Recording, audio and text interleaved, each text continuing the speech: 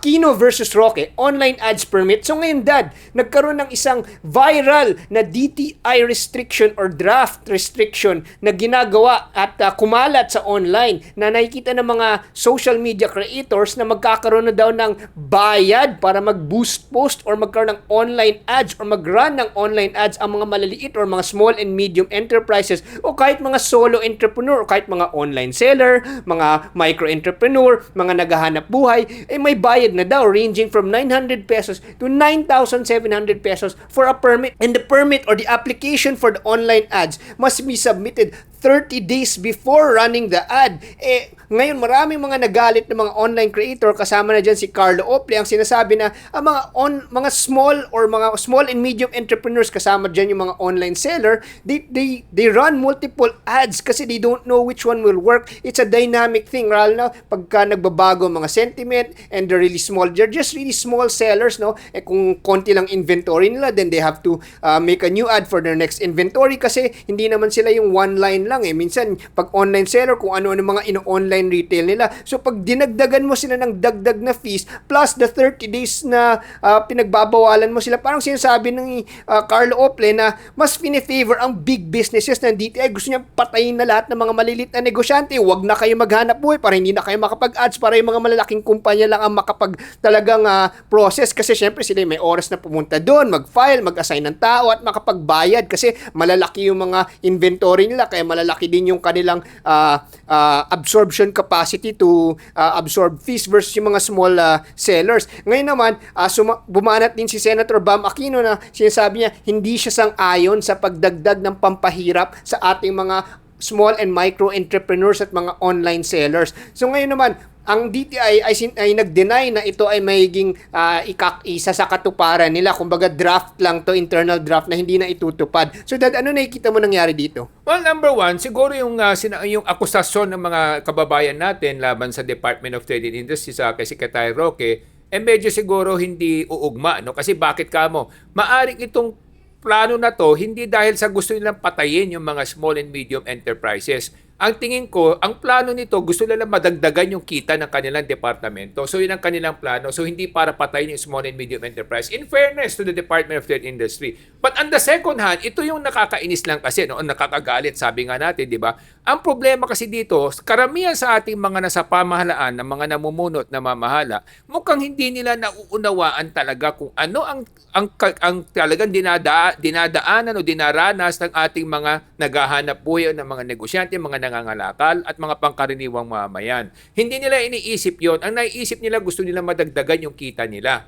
Hindi nila nakikita na pag ginawa nila yan, dinadagdagan mo sila ng pasanin o kalbaryo. Hindi nila nakikita yun. Ang nakikita lang nila, gusto nilang kumita. Yun ang problema kasi doon. No? Siguro may mga dagdag gastusin sila na gusto nilang kunin doon.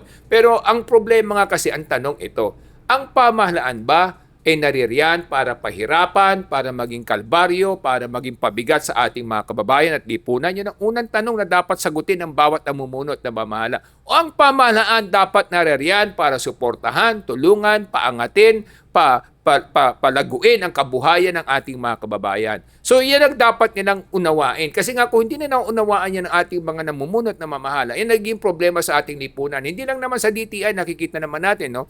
Napakarami sa ating mga kababayan gusto makapag-abroad, makapagtrabaho overseas. Anong nangyayari ngayon? Para makakuha ka ng approval sa migrant workers, Department of Migrant Workers, o dati POEA, napakahaba ng proseso. Kinakailangan kung direct hiring ka, marami kang gustong i-hire, dapat meron ka pang kukontakin na recruitment agency dito at marami ka pang sasabit na papeles galing sa Philippine Embassy sa abroad, etc. So it takes 3 months to 6 months for a Filipino to get job overseas.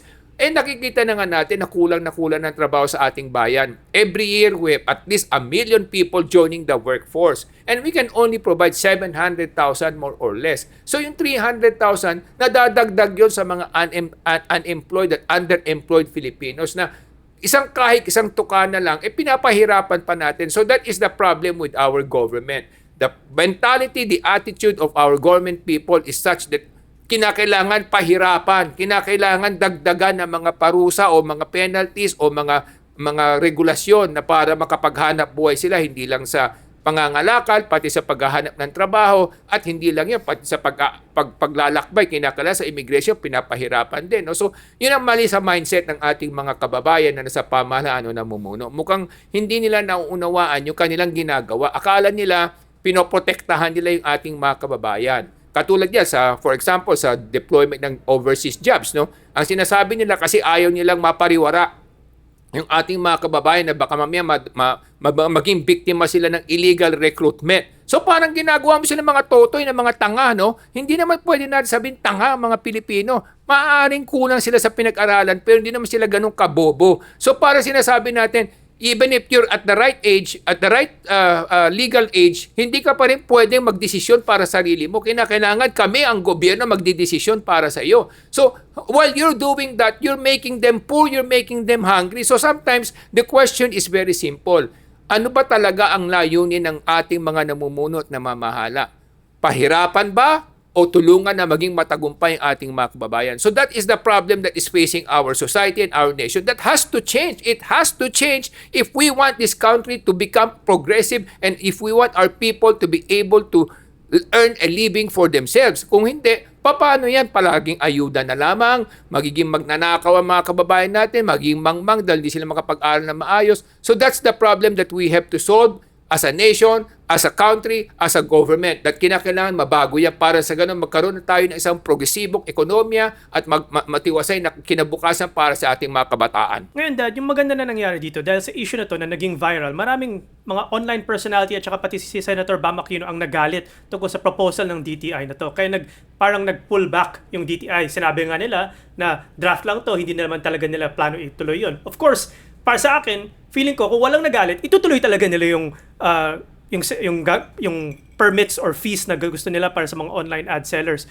But Dad, sa tingin mo ba, do Filipinos have to get mad para yung gobyerno makinig? Hindi ba parang ang out of touch naman ng ating gobyerno or ating mga government officials kasi kailangan pa nilang hintayin na magalit ang taong bayan bago nila sasabihin, ay, o nga no, mali pala yung plano to, pampahirap lang to para sa mga Pilipino. Should more Filipinos get mad or should the government hire better government officials who are not so out of touch, who are only thinking about themselves and how to raise more money when technically what the government ang kailangan ng ating gobyerno ay pag-isipan saan napupunta ba ang ating pera? Kasi they can keep raising money but if they're going to keep spending it on flood control projects or ghost projects, o di walang kwenta rin na mag-raise sila ng pera, hindi ba Dad? Correct. No? Kasi kung titingnan natin, napakalaki ng gastusin ng ating bayan. No? Kaya kung ano-ano mga ginagawang taxes, kung ano-ano mga ginagawang penalties o mga fees na sinisingil sa ating mga kababayan, kasi nga gusto nilang kumita para sa ganun pagtakpan yung pagkukulang ng kanilang gastos. Pero ang problema kasi hindi naman yung income ng bansa eh.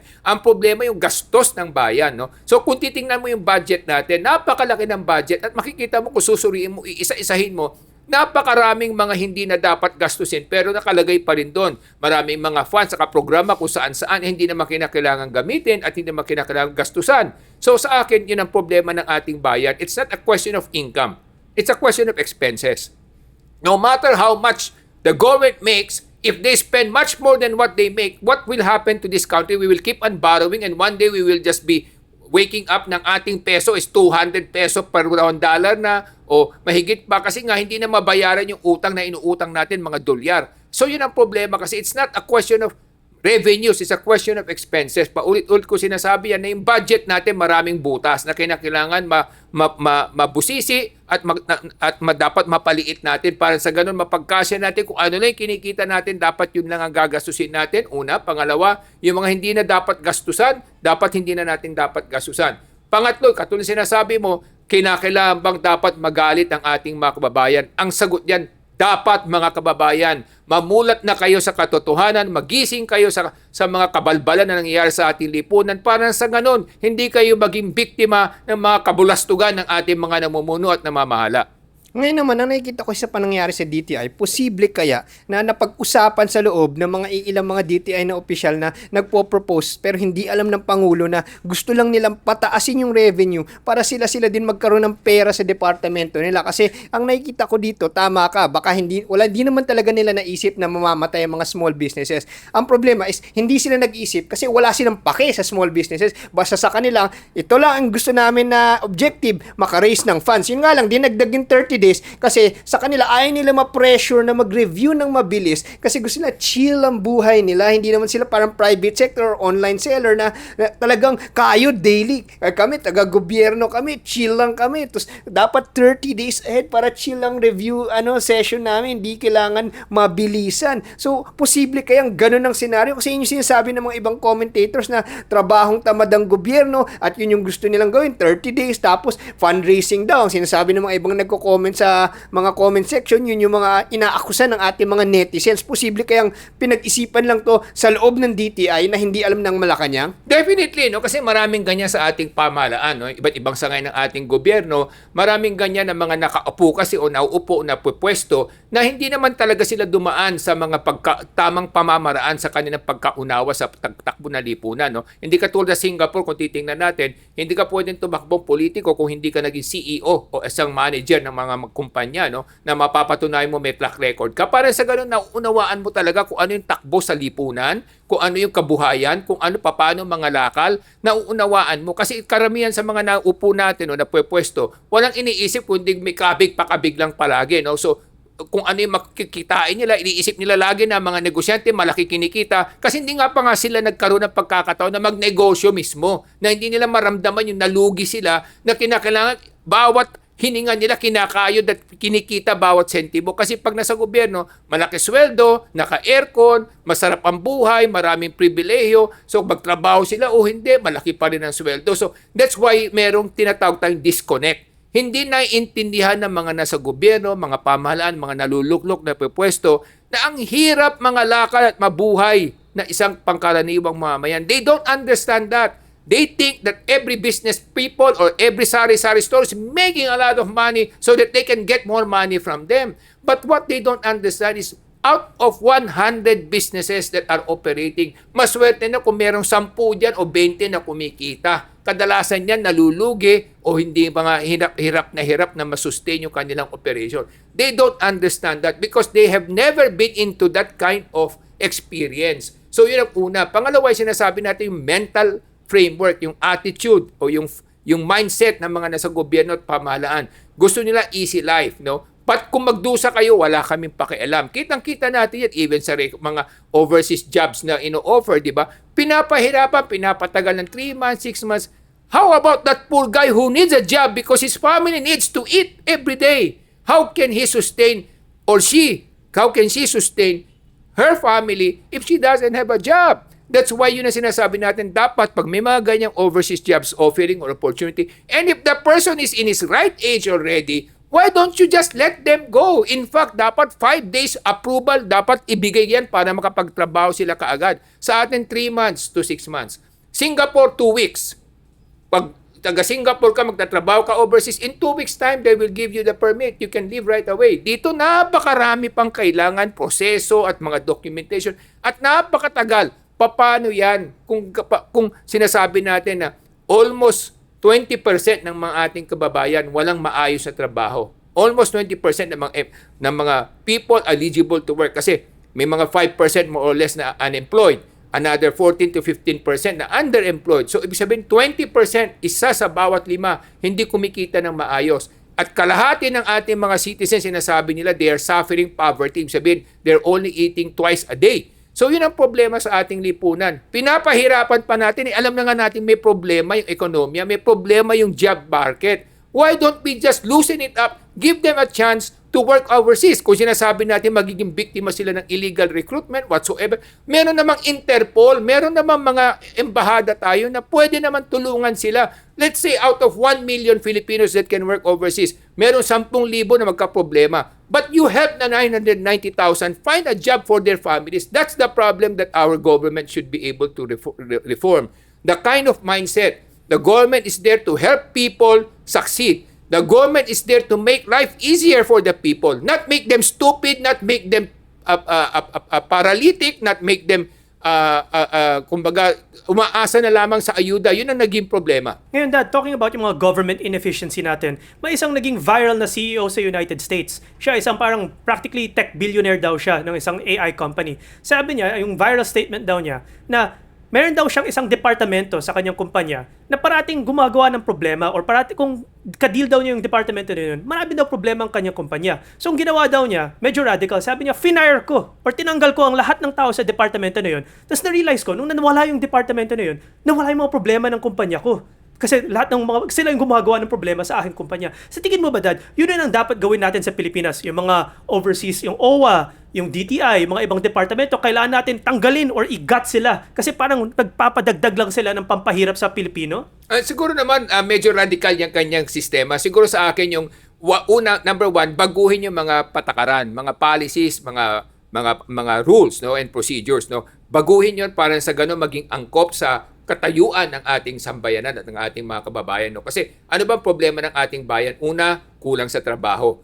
Dahil diyan may maraming kahirapan, na marami naghihirap dahil nga kulang ang trabaho, kulang ang kinikita sa hanap buhay. Pangatlo, siyempre yung ekonomiya din. Mabagal ang growth ng ekonomiya kasi nga napakarami ring patakaran para makapaghanap buhay na maayos, hindi lamang sa national government, pati sa local government. So, dapat baguhin yung sistema, una yun. Pangalawa, yung mindset, yung isip ng ating mga naluluklok o napupwesto sa ating kapamahalaan, dapat mabago rin yun, no? Mahubog ng tama yun. Dapat, nang sa ganun, magising ang mga mamayan na dapat ihalal nila o ilagay nila sa pwesto ang tamang mga na politiko o mga namamahala. Pangatlo, dapat magalit ang ating mga kababayan. For example, kung may mga ganitong issues, for example, ang DTI, for example, may mga ganitong bagong patakaran, dapat mag-rally sila. Talagang gisingin nila lahat ng taong magalit para sa ganun.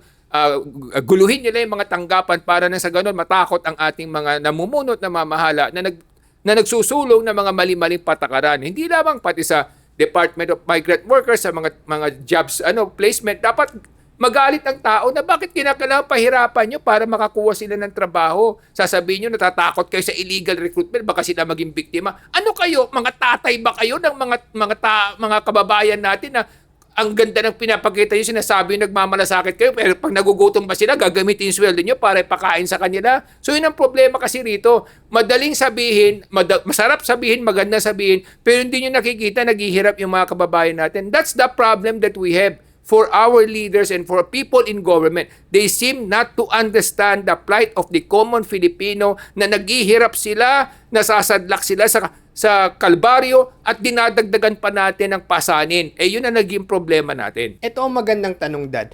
Kung yung mga namumuno at yung mga future na mamumuno ng DTI, ay ano ang una dapat nilang gawin at ano dapat ang direksyon ng DTI? Number one, dapat pagaanin nila lahat ng proseso at sistema sa paghahanap buhay at sa pangangalakal. Kasi ano ba ang Department of Trade and Industry? Ano bang objective niyan? Number one, ibig sabihin palakasin ang pangangalakal, trade. Pangalawa, palaguin ang pamumuhunan. Ibig sabihin, para lumakas ang pangangalakal at lumago ang pamumuhunan, dapat paluwagin mo yung sistema. Huwag mong pahirapan, huwag mo nang dagdagan, paikliin mo. Tanggalin mo na yung mga ibang sistema at proseso para mas mabilis. Kaya nakikita natin, di ba, mga ibang bansa na mas matagumpay kaysa sa iba. Kasi nga yung iba, katulad ng mga Hong Kong and noong panahon, kaya mga Hong Kong, saka yung mga ibang bansa, kasi nga niluluwagan nila yung mga patakaran. You want to set up a business, in one day you get all the permits. May mga ganon. 1 hour, makukuha mo na yung registration mo, mabilis. Pangalawa, gusto mo maghanap buhay, ang bilis, magtayo ng negosyo, hindi ka na pinapahirapan. Gusto mong mag-import, mag-export, ang bilis din ang proseso. Pag file mo, checkin lang nila kung okay, go. Dito, meron pa ngayong sinasabi na pati pag i-import ng kung ano-ano, daming mga checklist, at daming mga sinisita, pati mga solar panel ngayon, gusto na rin daw imbestigahan, di ba? So gusto nila meron na mga kinakailangan, mga dadaanan na naman proseso para makapagkabit ka ng solar panel. So paano pa yan? Kung yung solar nga lang, ikakabit mo na sa bubong mo, kinakailangan pa, dadaan ka pa sa napakahabang proseso, samantalang makakatulong na nga yan para makabawas sa gastusin ng tao, makakatulong na nga yan para hindi masyado lumaki ang gastusin ng ating gobyerno sa mga langis at kuryente. Bakit kinakailangan pahirapan natin? Yun ang sinasabi natin, yung mindset. Maling-mali talaga yung mindset ng ating mga nasa pamahalaan. dapat ba mga advertisement, kasi ngayon nakikita ko kahit mga regular na advertisement, may mga per DTI permit number, ibig sabihin may permit pa ang mga DTI or may kita ang DTI dyan. Kaya dun ko nakikita na nag-expand lang ang kanilang pag-iisip na kung meron tayong kita dito sa regular ads, dito din kitaan natin yung online ads. Pero nakikita ko bakit pa kailangan nila kitaan yung regular ads? Ibig sabihin yung mga small and micro entrepreneurs, yung mga solo entrepreneurs, online sellers, kung gusto nila maglagay ng billboard sa bahay nila, baka yun, ma-violation sila sa DTI. Ano nakikita mo? Dapat ba tanggalin na rin yung mga ganyan-ganyan permits? Definitely, no? Number one, katulad sinabi natin, lahat ng mga pabigat at pahirap sa ating mga kababayan na nangangalakal at naghahanap buhay, dapat buwagin na lahat yan, burahin na lahat yan. No? Kasi nga una, meron naman silang budget eh. Meron naman budget ang Department of Trade and Industry sa ating national government.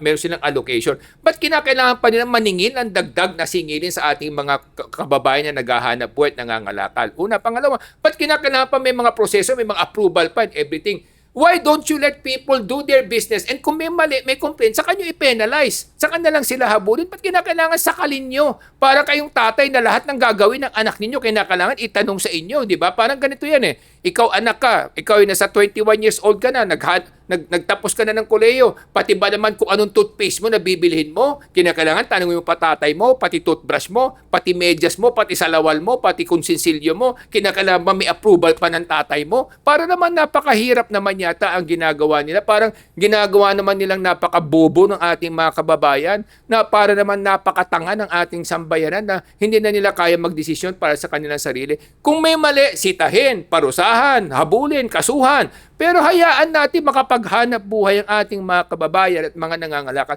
Simplify all the systems. Kung ako tatanungin mo, number one, buwagin na lahat ng mga permit na yan sa mga advertising. Bakit? Bakit kinakailangan nating pakialaman yan at kitaan pa? Pangalawa, yung mga proseso, yung mga sistema ng pagre-review, bakit kinakailangan napakahaba? Why don't we make it easy for business people, for ordinary people to succeed in life? That's the role of government, tulungan ang bawat mamamayan na magtagumpay sa kanilang kabuhayan at sa kanilang hanap buhay. Kaya mga kabayan, napaka-importante ng edukasyon para maintindihan nyo kung ano yung mga pinaggagawa ng mga tao natin sa gobyerno, ano yung mga pag-iisip nila at kung ano dapat kontrahin doon. Kasi kung hindi natin nakokontra mga bawat maliit na galawan nila, mas nakakalusot at mas pinapahirapan nilang taong bayan. Tulad dun sa France, nakita ko nung nagkakaroon ng excise tax proposal sa gasolina, nagwawala na ang taong bayan kasi naintindihan nila kung paano ito makakadagdag na pabigat sa kanilang buhay. Dito sa Pilipinas, nagkaroon ng excise tax proposal at the same time na pinopropose sa France. Sa atin, walang kumontra, lusot!